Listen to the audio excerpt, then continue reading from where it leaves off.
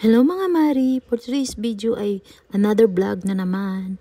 Galing pala kami dyan sa labas at ayan ang view namin sa labas ay patungong magbili kami ng mga kahit anong klaseng mga pagkain o anuman ang bilhin namin. At ayan ang view namin dito sa Cacao Job. At pagkatapos namin namili mga mare, ay nagluto na kami ng molokia. Ang molokia na yan ay saloyot pa, sa Bisaya pa.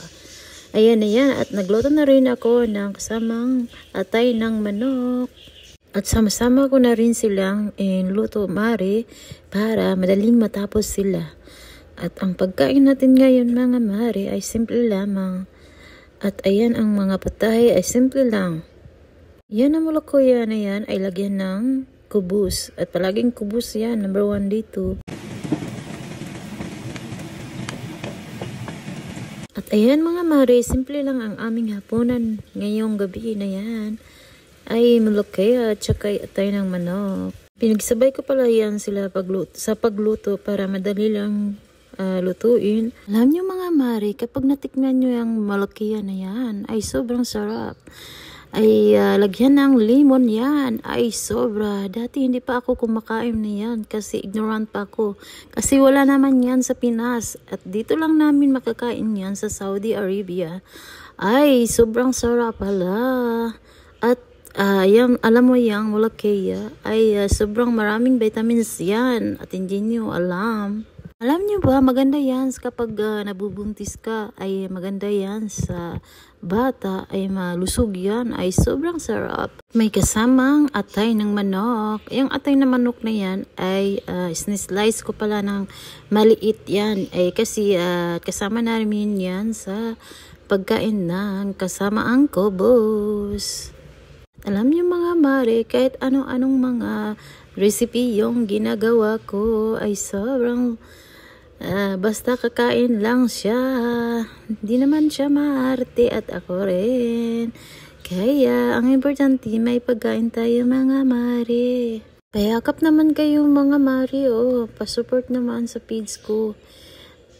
Ay, may good news na pala tayo mga mare. Ay, school na pala ngayon mga mare. Pati na rin dito sa Saudi.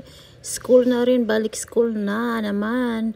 Lahat ng mga tao dito ay busy na naman. Naghatid sa mga bata at ayun na naman.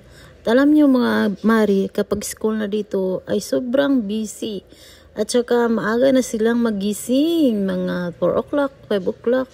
At ayan naman.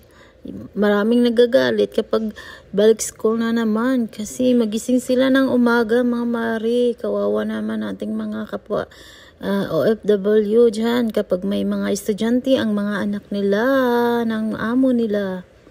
Kaya laban lang tayo mga OFW. Yan lang talaga ang mga buhay dito mga mare. Tiis-tiis lang talaga tayo. Lahat kayanin natin lahat yan. Ayan, malapit na siya matapos mga mare. Malapit na maluto. Ayan, ang sarap. Yan ang mga mare. Luto na siya at sinandok na siya mga mare. Ilagay na siya sa bowl. At makakain na rin kasi tapos na siya. At ayan naman, yung atay na naman. Kukunin na naman at lagay na sa plato. At ayan ang style namin dyan.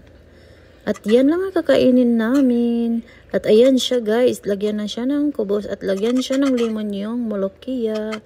At ang sarap-sarap. Kain tayo.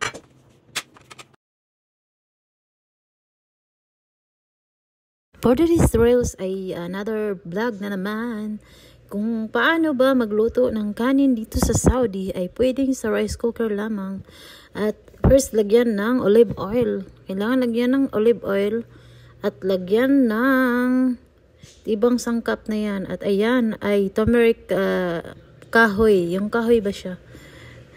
At lagyan na naman ng dahon na laurel na yan. Ay, yung laurel na yan, ang tawag na dahon na yan. At ayan ay lemon. Yung lemon na pinatuyo. At lagyan yan. Bago yan ilagay ay kailangan butasin mo na yan para yung tubig niya ay doon mailagay sa bigas na yan.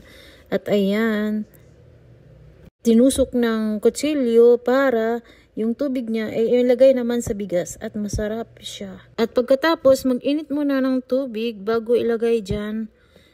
At yan, ang tubig na yan ay mainit. Ilagay mo, huwag mong ilagay na hindi mainit. Kailangan mainit para madali lang siyang lutuin.